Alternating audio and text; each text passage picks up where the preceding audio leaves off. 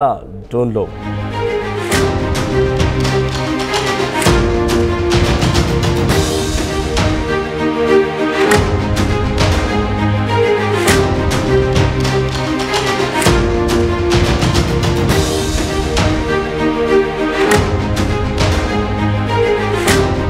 నంద్యాల జిల్లా డోన్లో ఒక real estate వ్యాపారి ఘరానా మోసం బట్టబయలైంది. ₹1 ₹2 కాదు, ఏకంగా వందల కోట్ల రూపాయల్ని మోసం చేసి అక్కడి నుంచి పరారైపోయాడు. శ్రీనివాస్ రెడ్డి అక్కడ కుబేరులే టార్గెట్గా ఈ వ్యాపారి అప్పులు చేశాడు. 250 కోట్ల రూపాయలకు పైగా అప్పులు చేసి అక్కడి నుంచి అదృశ్యమైపోయాడు. నెల నుంచి ఆయన ఎటూ కనిపించకపోవడంతో ఆ వ్యాపారి పరారైపోయిన విషయాన్ని తెలుసుకున్నటువంటి ఈ అప్పులు ఇచ్చిన వారంతా కూడా ఒక్కసారిగా షాక్కు గురయ్యారు. అయితే బెంగళూరులో పెట్టుబడుల కోసం బంధువులు తెలిసిన వారి దగ్గర నుంచి ఈ అప్పులు తీసుకున్నాడు శ్రీనివాస్ రెడ్డి.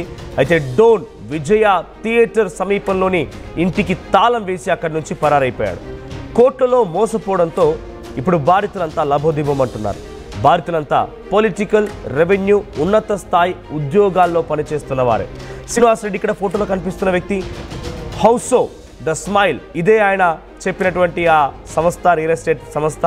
సో దీంట్లోనే పెట్టుబడులు పెడుతున్నాను, నాకు అధిక మొత్తంలో లాభాలు వస్తాయి, మళ్ళీ మీకు ఆ అప్పులని తిరిగి చెల్లిస్తానని చెప్పి అందరినీ మోసగించి రెవెన్యూ ఉద్యోగుల్ని, ప్రభుత్వ ఉద్యోగుల్ని, ప్రైవేట్ ఉద్యోగులని, అటు పొలిటికల్ ఇన్ఫ్లుయెన్షియల్ పర్సన్స్ అందరి దగ్గర నుంచి ఎక్కువగా వడ్డీ ఆశ చూపించి 250 కోట్ల రూపాయలు తీసుకున్నాడు. ఆ తర్వాత ఇంటికి తాళం వేసి అక్కడి నుంచి పరారైపోయాడు. తెలుసుకుందాం, మా ప్రతినిధి హుస్సేన్ ఉన్నారు. హుస్సేన్, సో ఏంటి శ్రీనివాస్ రెడ్డికి ఎంత పెద్ద మొత్తంలో ఎంతలా ఆయన ఎన్ని ఆశలు చూపించినా, ఎన్ని రకాల ఆయన మభ్యపెట్టే మాటలు చెప్పినా 250 కోట్ల రూపాయలు అప్పులు ఇచ్చారు ఒక వ్యక్తికేనంటే, సో అప్పులు ఇచ్చేవారు కూడా చుట్టుముట్టు బంధువులు లేకపోతే పొలిటికల్ ఇన్ఫ్లుయెన్స్ ఉన్న పర్సన్ అందరూ కూడా ఆ ఒకే ప్రాంతానికి సంబంధించిన వారు కాబట్టి వాళ్ళకి తెలిసి ఉంటుంది కదా, ఇంత పెద్ద మొత్తంలో ఒక వ్యక్తికి అప్పులు ఇస్తున్నాం, మనం ఈయన కట్టడా, తిరిగి చెల్లిస్తాడా లేదా, ఆయన నిజంగా పెట్టుబడులు పెడతామని ఆలోచిస్తారు కదా.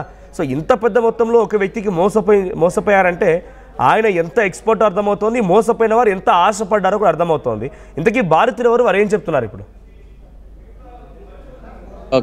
నంద్యాల జిల్లా డోన్లో ఘరానా మోసం జరిగింది. రియల్ ఎస్టేట్ వ్యాపారం చేస్తూ జనానికి, అదేవిధంగా బడా కుబేరులకి దగ్గరైనటువంటి శ్రీనివాస్ రెడ్డి నమ్మించి, వంచి, మోసం చేసి సుమారుగా 250 కోట్లు ఓన్లీ డోన్ పట్టణానికి సంబంధించినటువంటి అమౌంటే. ఇతర ప్రాంతాల్లో మొత్తం లెక్క వేసుకుంటే 300కు పైగా కోట్లతో ఒక్కసారిగా ఉడాయించినట్టు మనకు ప్రధానంగా తెలుస్తుంది. దీనికి ప్రధానంగా పెట్టుబడికి ఒకటే కారణం, తను బెంగళూరులోను, తెలంగాణలోను, అదేవిధంగా కర్ణాటక ఇతర ప్రాంతాల్లో రియల్ ఎస్టేట్ వ్యాపారం చేస్తున్నాను, పెద్ద మొత్తంలో పెట్టుబడి పెడతా ఉన్నాను, మీరందరూ కూడా భాగస్వామ్యం అయితే మీకు ఎక్కువ సంఖ్యలో లాభాలు వస్తాయని చెప్పి నమ్మించి ముందుగా రియల్ ఎస్టేట్ వ్యాపారులను, అదేవిధంగా ప్రభుత్వ ఉద్యోగులను, రెవెన్యూ ఉద్యోగులను, ఉన్నత స్థాయిలో అధికారులను టార్గెట్ చేశారు. వీళ్ళందరినీ కూడా నమ్మించేందుకు పెద్ద హోటల్స్లోనూ లేకపోతే పెద్ద పార్టీలు వేసి వీళ్ళని నమ్మించేటువంటి ప్రయత్నం చేశాడు. వాళ్ళకి ఆ రకంగామైనటువంటి దగ్గరయ్యాడు. ప్రతి ఒక్కరికి కూడా, అంటే ఒకవైపు దీంట్లో ప్రధానంగా మాజీ ఎంపీలు కూడా మనకు తెలుస్తా ఉంది. దీంతో పాటు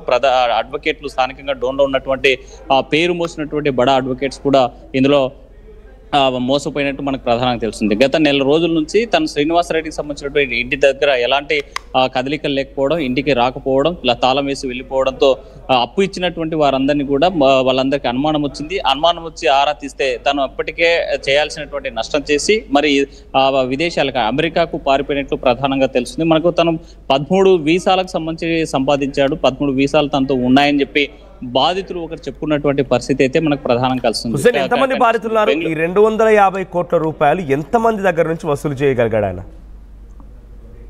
మనోజ్, ప్రధానంగా ఈ 250 కోట్లకు పైగా వసూలు చేసినటువంటి సుమారుగా వేల మీద లెక్క పెట్టేటువంటి వ్యక్తులే మనకు కనిపిస్తున్నారు. ఒక 30 నుంచి 40 మంది దాకా, లేకపోతే ఒక 50 మంది దాకా బాధితులు ఉండొచ్చు అనేటువంటి ఒక అంచనాకు వస్తుంది. కానీ వీరంతా పెట్టుబడి పెట్టిన వారంతా కూడా పొలిటికల్ లీడర్లు, అదేవిధంగా అడ్వకేట్స్, రెవెన్యూ సిబ్బంది, మరోవైపు ఉన్నత స్థాయిలో పనిచేసేటువంటి అధికార యంత్రాంగం ఎవరైతే ఉన్నారో వీరు పెట్టినటువంటి ప్రధానంగా వీరంతా కూడా పెట్టినటువంటి అమౌంట్ అంతా కూడా మనకు తెలుసు. పెట్టుబడుల రూపంలో ఇచ్చారా ఆయనకి? ఆయన రియల్ ఎస్టేట్ కంపెనీలో పెట్టుబడులు పెట్టారా? ఆయన ప్రాపర్టీ ఏదైనా చూపించాడా పెట్టుబడి కోసం, లేదా అధిక మొత్తంలో వడ్డీలు ఇస్తానని చెప్పి అప్పుల రూపంలో తీసుకున్నాడా? అంటే ఇక్కడ రెండు రకాలుగా మనోజ్, ఒకటి పెట్టుబడి పెడతామని ముందుకు వచ్చినటువంటి వాళ్ళు రియల్ ఎస్టేట్ వ్యాపారంలో భాగస్వామ్యం చేస్తానని, లేదా రియల్ ఎస్టేట్ లో వచ్చేటువంటి లాభాలు మీకు పంచుతామని చెప్పి పెట్టి కొంతమందితోనూ, అదేవిధంగా అప్పుల రూపంలో తన బంధువులకు సంబంధించినటువంటి వారి ద్వారా పరిచయాలు ఏర్పాటు చేసి అధిక మొత్తంలో అమౌంట్ ఇస్తానని చెప్పి నమ్మించి ఒక రకమైనటువంటి మోసం. అలా అందరితో వసూలు చేశారు. ఆ వసూలు చేసినటువంటి దీంట్లోని పెట్టుబడులు పెట్టారు. కానీ బాధితులు ఎవరు కూడా ముందుకొచ్చి నెల రోజుల నుంచి వ్యవహారం నడుస్తూ ఉంది. తను అప్స్కాండ్ వివెళ్ళిపోయిన విషయం తెలిసి అమెరికాకి వెళ్ళిపోయాడు శ్రీనివాసరెడ్డి. కానీ ఏ ఒక్కరు కూడా బయటకు వచ్చి నోరు విప్పేటువంటి పరిస్థితి లేదు. దీనికి ప్రధానంగా గతంలో ఎంపీపీగా పనిచేసినటువంటి ఒక మాజీ ఎంపీపీ ఎవరైతే ఉన్నారో తను కూడా బాధితుడు అని చెప్తున్నారు. కానీ బయటకు వచ్చి చెప్తే తప్ప తను మోసపోయానని కానీ, లేకపోతే ఎవరు కూడా బయటికి చెప్పుకోలేనటువంటి పరిస్థితికి ప్రధానమైనటువంటి కారణం ఇదంతా కూడా బ్లాక్ మనీకి అయి ఉండొచ్చు. అందుకే బాధితులు ఎవరు బయటికి రావడం లేదు. ₹1,00,00,000 పెట్టుబడి పెట్టారంటే తప్పనిసరిగా మళ్ళీ ఐటీ రైట్స్ కానీ, లేకపోతే ఇన్కమ్ ట్యాక్స్ ఎందుకు కట్టలేదు అనేటువంటి లెక్కలు కూడా ప్రభుత్వానికి చెప్పాల్సినటువంటి పరిస్థితి ఉంటుంది. కాబట్టి ఎందుకంటే ప్రైవేట్ ఉద్యోగస్తులకు కోట్ల రూపాయలు పెట్టుబడులు పెట్టే కానీ, లేకపోతే అప్పులు ఇచ్చేందుకు కానీ అంత స్తోమత లేకపోవచ్చు. కానీ ఆ పెట్టుబడి పెట్టినటువంటి సొమ్ము ఎలా వచ్చింది అనేటువంటి దానిపైన ప్రభుత్వం ఆరాధిస్తే ఒకవైపు ఇన్కమ్ ట్యాక్స్ ఎగరగొట్టడం కానీ, లేకపోతే అక్రమ మార్గాల్లో సంపాదించినటువంటి సొమ్ము ఈ రూపంలో దాన్ని తెల్లధనంగా మార్చుకునేందుకు చేసినటువంటి ప్రయత్నంలో భాగంగానే రియల్ ఎస్టేట్ వీళ్ళ అవసరము, వాళ్ళ అవకాశాన్ని ఆసరాగా చేసుకుని శ్రీనివాసరెడ్డి మోసం చేసి ఉడాయించినటువంటి పరిస్థితి. నిజంగానే ఆయన కంపెనీ పేరు మీద ఏమైనా ఆస్తులు ఉన్నాయా? అంటే ఆయన రియల్ ఎస్టేట్ వ్యాపారం అంటున్నారు, ఇల్లు కానీ లేకపోతే ఫ్లాట్స్ కానీ ఏమైనా ఉన్నాయా?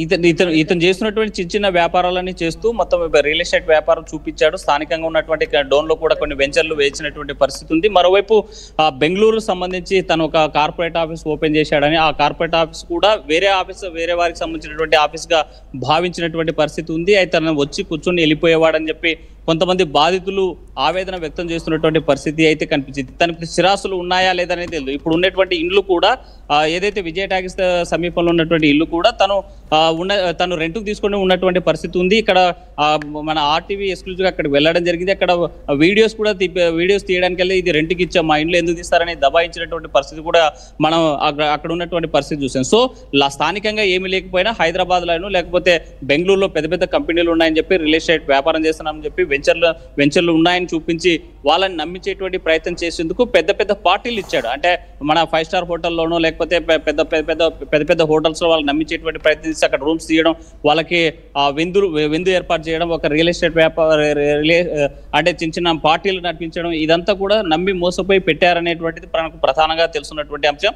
అయితే దీనిపైన పూర్తిగా బాధితులు బయటకు వస్తే తప్ప తను ఎలా మోసపోయాను, ఎంత పెట్టుబడి పెట్టాము, ఎంత పోయామనేటువంటి ఎలా నమ్మించాడనేటువంటిది మాత్రం ఇంకా వివరాలు బయటకు రావాల్సి ఉంది. అయితే ఆఫ్ ద రికార్డ్ గా జరుగుతున్నటువంటి అంశం ఒకటే జరుగుతుంది.